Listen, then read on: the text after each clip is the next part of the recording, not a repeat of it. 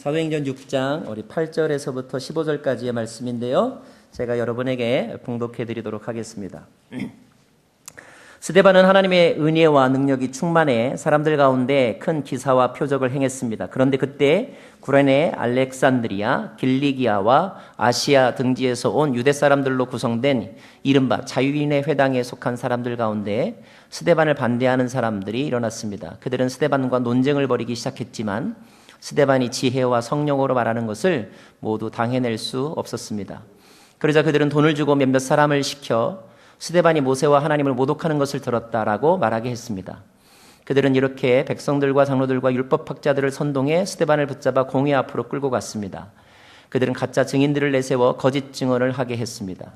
이 사람은 이 거룩한 곳과 율법에 대해 험담을 그치지 않고 계속해 왔습니다. 우리는 이 사람이 나사렛 예수가 이곳을 무너뜨리고 모세가 우리에게 전해준 관습들을 바꿀 것이라고 말하는 것을 들었습니다. 그러자 공회에 앉아 있던 사람들이 모두 스데반을 주목했습니다. 그때 그의 얼굴은 마치 천사의 얼굴처럼 보였습니다. 아멘. 우리 한 번 더 기도하겠습니다.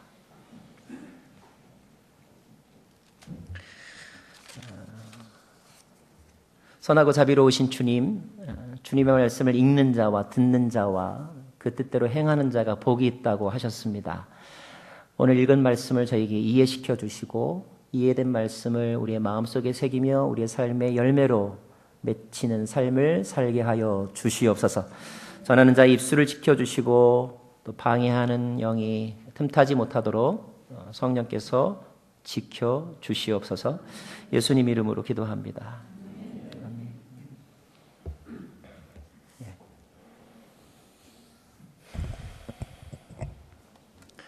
한국에 가면 남이섬이라는 섬이 있어요. 여러분 혹시 가보신지 모르겠습니다. 그곳에 가면 아주 멋진 나무 숲길이 있는데요. 정확한 명칭이 메타세콰이어 길이라고 되어 있더라고요. 수많은 영화나 드라마 그리고 CF의 무대가 된 곳입니다. 저기 가면 나도 모르게 제가 배용준인 것처럼 이렇게 생각이 듭니다. 근데 저 나무 숲길이 좋아서 그 섬을 찾아오는 사람의 숫자가 1년에 100만 명이 넘는다는 거예요. 일본에서 중국에서 얼마나 많은 사람들이 오는지 모릅니다. 그리고 저 나무 둥지, 나무 기둥 뒤에서 얼굴을 빠꼼히 내밀면서 마치 모델처럼 그렇게 사진을 찍곤 하거든요. 문득 이런 생각을 해봤습니다. 그 옛날 누군가가 저 나무를 심었을 터인데 누군가가 심어놓은 꿈이 오늘 수많은 사람들에게 행복을 주는구나. 저 나무가 심겨졌을 때 그 나무를 심은 사람이 오늘 이러한 일들이, 현상들이 일어날 줄 알고 있었을까? 아마 거기까지 계산 못했을 것 같아요. 아마 그 나무를 심는 사람은 단지 한 가지 생각. 이 나무가 건강하게 잘 자라났으면 좋겠다라는 마음을 가지고 나무를 심었을 것입니다. 그런데 그 수고가 몇십 년이 지나고 난 다음에 그가 생각했던 것보다 훨씬 더 많은 기쁨과 추억을 많은 사람들에게 주고 있고 또 사람들이 그 나무 숲길을 찾아서 멀리서 거기까지 오고 있는 거죠. 아마 우리는 관광지에 가서 멋진 풍경을 볼 때마다 그때의 감동에 감탄하기도 해야 되지만 먼 옛날 누군가가 뿌려놓은 수고와 헌신에 대해서도 기억하면서 감사해야 할 것이다 라는 생각을 해보았습니다.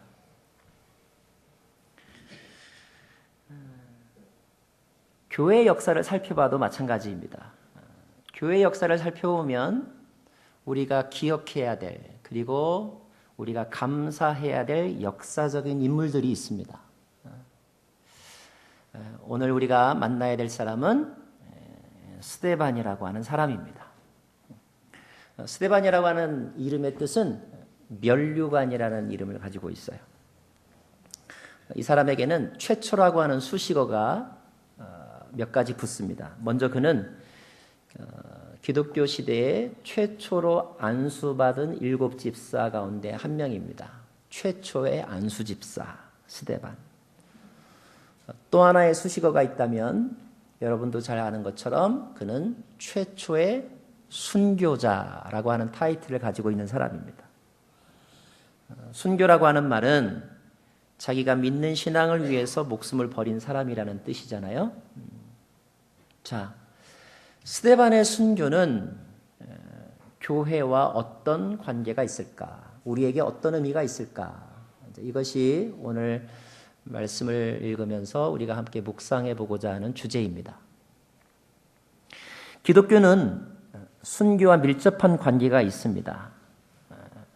어떤 신학자는 교회는 순교자의 피를 먹고 산다 이렇게까지 이야기를 했어요.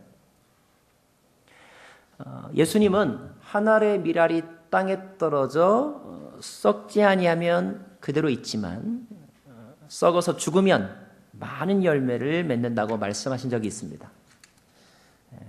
희생 없이 이루어지는 일은 없다는 거죠. 희생 없이 어떻게 우리의 자녀들이 제대로 자랄 수 있겠습니까? 그죠? 희생 없이 어떻게 우리의 가정의 행복이 이루어질 수 있겠어요? 교회도 마찬가지입니다. 교회의 부흥도 순교라고 하는 희생 위에서 이루어졌다는 것입니다. 우리가 이제 사도행전을 읽어보면 알겠지만 스데반의 순교 이후에 교회는 예루살렘이라고 하는 지역적 테두리를 넘어서 유대 땅으로 그리고 사마리아 땅으로 그리고 전 세계로 퍼져나가게 되는 터닝 포인트를 맞이하게 됩니다. 그러므로 스데반의 순교와 교회의 부흥은 매우 밀접한 관계가 있다는 것입니다. 자, 그렇다면 스데반은 어떤 사람이었을까? 스데반은 어떻게 해서 죽음도 두려워하지 않고 신앙을 지킬 수 있었을까? 스데반은 헬라파 유대인이라고 알려져 있습니다. 지난번 시간에 말씀드렸지만 헬라파 유대인이라는 말은 헬라어를 사용할 줄 아는 유대인이라는 뜻입니다. 유대인이었기 때문에 유대교 신자였을 것이고 유대교 신자였기 때문에 그는 당시의 성경, 요즘으로 말하면 구약 성경을 어려서부터 배운 사람인 것으로 추측이 됩니다. 우리가 오늘 6장 말씀을 읽었는데 다음 주 본문 7장을 보면 스데반이 설교하는 장면이 나오는데요. 이 짧은 시간 안에 창세기에서부터 구약 성경 전체를 아주 정확하게 요약하는 것을 볼 수가 있어요. 그래서 타이틀 하나를 더 붙일 수 있습니다. 최초의 성경의 맥잡기 강사 스데반입니다. 아주 일목요연하게 일사천리로 구약 성경을 쫙 꿰뚫어주는 설교를 하는 사람이 바로 스데반입니다. 자, 저의 질문은 여기서부터 시작이 되었습니다. 스데반은 언제 예수님을 알게 되었고 믿게 되었고 또 제자가 되고자 하는 마음을 가졌을까 하는 거예요. 그런 제 궁금함에 대한 자료는 성경에 나와 있지 않습니다. 추측해보건대 아마 예수님이 살아있을 때 수많은 사람들이 예수님을 따라다녔는데 그 이름 없는 사람들 속에 스데반이 있었을 수도 있고 아니면 부활하신 예수 그리스도를 베드로가 설교하지 않습니까? 그때 어떤 때는 3,000명씩 회심하여서 세례를 받은 적이 있는데 그때 그 설교를 듣고 예수님을 영접한 사람일 수도 있습니다. 아마 후자일 가능성이 더 높지 않을까 싶어요. 자, 어느 쪽이든지 간에 한 가지 분명한 것은 예수님을 알고 예수님을 믿은 그 횟수가 그렇게 길지 않았음에도 불구하고 그는 예수님을 대충 믿지 않았다는 거예요. 지난 시간에 말씀드린 것처럼 그는 일곱 집사의 후보로 뽑힐 만큼 믿음과 성령과 지혜가 충만한 사람이라고 인정받았던 사람이었습니다.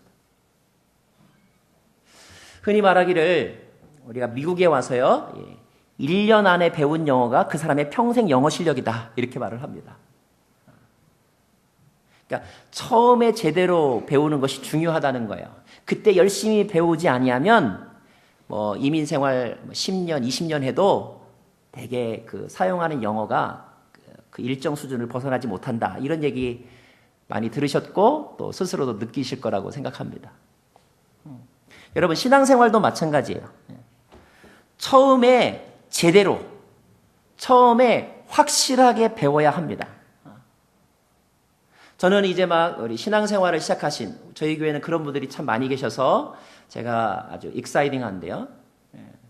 저는 이제 막 신앙생활을 시작하신 성도님들이 대충 믿지 않고 확실하게 믿기를 바랍니다. 주말 성도 되지 마시고 매일 성도 되시길 바랍니다. 그렇게 되지 않으면 저희 교회에 오셔서 처음 1년 안에 배우는 여러분의 훈련의 수준이 앞으로 여러분의 신앙의 생활 20, 30년을 지배할 수도 있어요. 처음인데 천천히 믿지. 그러면 30년 내내 천천히 갈 수가 있다는 것입니다. 목사로서 저는 그런 성도님들을 더 이상 배출하고 싶지 않은 그런 소망이 있습니다. 자, 최초의 집사, 최초의 순교자가 된 스데반의 영성은 무엇인가? 그 영성을 보여주는 말씀, 8절 말씀을 같이 보기를 원합니다. 8절 말씀 시작. 스데반은 하나님의 은혜와 능력이 충만해 사람들 가운데 큰 기사와 표적을 행했습니다. 자, 여기 기사와 표적이란 말이 나오는데, 기사와 표적, 기적, 이런 말들은 보통 언제 하느냐? 우리가 기대할 수 없는 일을 해냈을 때 기적 같아, 이렇게 말하잖아요. 자, 만약에 목사가 새벽기도 40일 나오는 것을 기적이라고 말하지 않습니다. 그건 당연하다고 말하죠. 하지만 이제 처음 믿은 사람이 그것도 밤늦게까지 일하고 새벽에 퇴근하시는 분이 40일 새벽 예배를 나왔다. 그러면 기적 같다, 이렇게 우리가 말할 수 있는 거죠. 이봉주 선수가 마라톤을 완주하는 것을 가지고 우리가 기적이라고 말하지 않습니다. 그러나 제가 만약에 20마일 단축 마라톤을 완주했다, 그러면 다 기적 같은 일이라고 말할 거예요.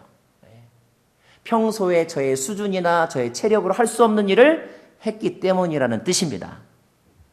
스데반이 그러한 삶을 살았다는 거예요.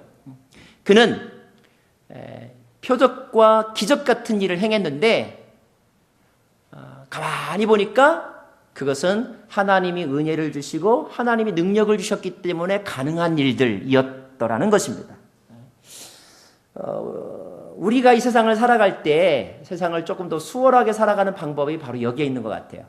은혜로 살아야 되고 하나님이 주신 능력으로 살아야 우리가 이 세상에서 승리할 수 있다는 것입니다. 평소에 내 기질과 능력으로는 불가능한 일, 그런데 하나님이 봐주셔서 가능한 일, 하나님이 능력을 주셔서 가능한 일들, 예를 들면 용서의 능력, 이거 보통 내 성질 가지고는 안 되는 겁니다. 그런데 용서가 되는 거예요. 하나님의 은혜인 거죠. 극복의 능력, 옛날 같으면 다 때려치웠어요. 그런데 다시 일어나서 한 번 더 도전해보는 것, 하나님이 주신 능력. 이것이 바로 하나님의 은혜의 사람들에게 임하는 특별한 은총인데, 여러분에게 오늘 예배를 통하여서 그런 은혜와 그런 능력이 부어지기를 소망합니다. 오늘 본문을 보면 또 한 가지 스데반의 영성을 보여주는 표현이 나오는데요. 스데반이 이렇게 아주 탁월하게 사역을 하니까 그를 반대하는 사람들이 나타났어요. 스데반의 영성은 반대하는 사람들 앞에서 돋보이는 법입니다. 그렇죠? 여러분들과 저의 믿음의 수준도요, 우리 믿는 사람들끼리에서는 잘 몰라요. 여러분과 저의 믿음이 진짜인가 아닌가, 강한가 아닌가는 누구를 만나야 증명이 되느냐? 안 믿는 사람들, 그리고 반대하는 사람들을 만나봐야 자기 믿음의 수준을 점검할 수 있습니다.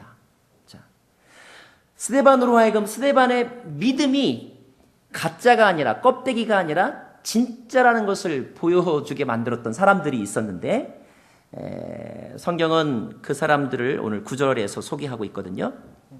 자, 9절 말씀을 같이 한번 읽겠습니다. 시작. 그런데 그때 구레네, 알렉산드리아, 길리기아와 아시아 등지에서 온 유대 사람들로 구성된 이른바 자유인의 회당에 속한 사람들 가운데 스데반을 반대하는 사람들이 일어났습니다. 그들은 스데반과 논쟁을 벌이기 시작했습니다. 예, 여기까지요. 자, 유대인들 중에는 한때 해외 노예로 끌려갔다가 이제 그 노예에서 풀려나서 자유로운 몸이 되어서 고향으로 돌아온 사람들이 있었습니다. 이 시대에도 있었거든요. 오늘 말씀해 보니까 구레네, 알렉산드리아, 여러분 이 도시들은 전부 다 지금의 아프리카 대륙에 있는 도시입니다. 길리기아와 아시아는 지금의 터키의 땅입니다. 그러니까 아프리카에서 살다가 터키 땅에서 살다가 풀려난 사람들이 고향으로 돌아와서 예루살렘에 모여서 자기들끼리 모여 회당에서 예배를 드렸는데 그 모임을 자유인의 회당이라고 불렸다 이 말이에요. 근데 그 회당에서 모여서 예배하는 사람들 가운데 스데반에 대해서 이렇게 반대하는 마음을 가진 사람들이 있었다는 것입니다. 아마도 스데반이 그 회당에 가서도 복음을 전했던 것 같아요. 그래서 이 사람들이 스데반을 붙잡고 이제 아마 따졌던 거죠.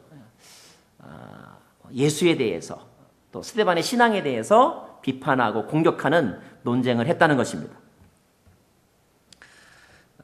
여러분들 혹시 신앙생활을 하면서 우리가 가지고 있는 신앙이나 기독교의 어떤 진리에 대해서 이렇게 논쟁 또는 토론할 기회가 많으십니까? 혹시 여러분들 요즘에 동성애 지지자들이나 아니면 무신론자들과 이야기할 기회가 있으십니까?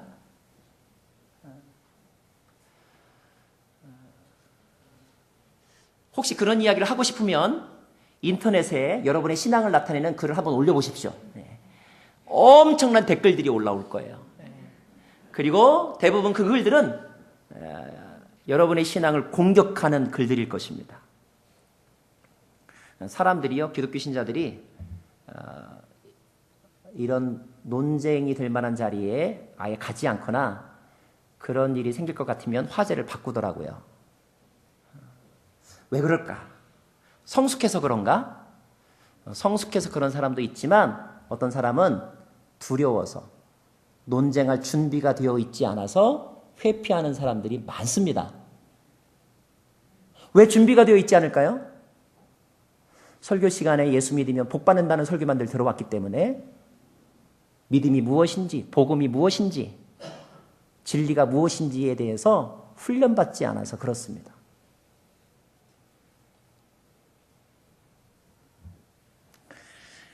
자, 초기 기독교 시대에는 그 공격이 훨씬 더 강했던 그런 시대입니다.